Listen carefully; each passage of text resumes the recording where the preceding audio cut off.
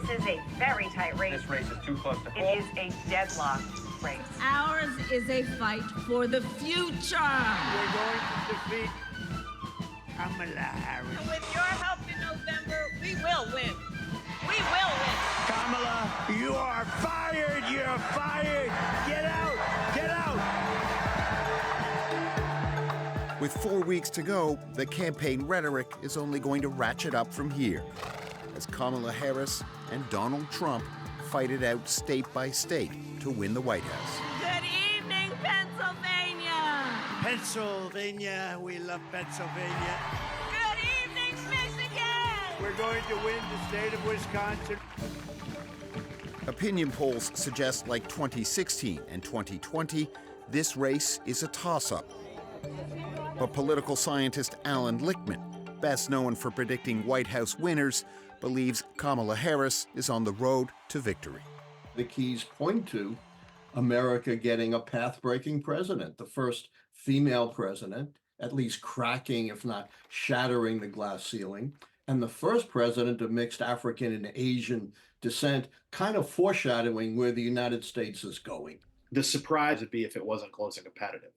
Kyle Kondik from the Center for Politics at the University of Virginia says there were close elections in the 1960s and 70s, with tight races between Democrats and Republicans in almost all states. Not now. A lot of the individual states were also competitive back then, and so you could really run kind of a national campaign. This time you have a close national election, but so few of the states are actually competitive, and so you really do see a laser focus on the handful of states that are really up for grabs. For weeks, the average of national polls in the U.S. has shown Democrat Kamala Harris with a slight edge over Republican Donald Trump. But in America, national support doesn't determine who wins the White House. The Electoral College does. Each state's Electoral College votes are determined by its population. Win a state, you get all the votes. It takes 270 votes to win. Most believe this year's election will come down to 7 swing states. These are the battlegrounds that could vote either way. Most other states are considered to be safely in the Democrat or Republican column. Political researcher Emma Shortis has lived and studied in the U.S. It is a real change and a relatively recent one where so few states are up for grabs. But it's worth remembering that a lot of it is also down to a concerted and long-time effort to gerrymander states, so to manipulate electoral systems at the state level so that they become safe, they become really locked up by one party or the other. Harris will ban all fracking. There's no question I'm in favor of banning fracking. In the states that are in play, single issues can be crucial. In Pennsylvania, fracking for natural gas means a lot of jobs. I will not ban fracking. As vice president, I did not ban fracking. As president, I will not ban fracking. I will not ban fracking. I have not banned fracking. You do see certain kind of localized messages in certain places. Pennsylvania, there's a big focus on the fracking industry, particularly in Western Pennsylvania.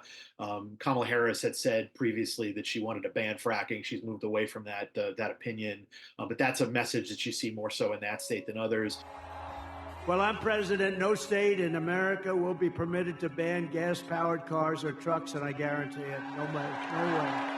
Whether it's cars in Michigan or tips in Nevada. And eliminate taxes on tips for service and hospitality workers.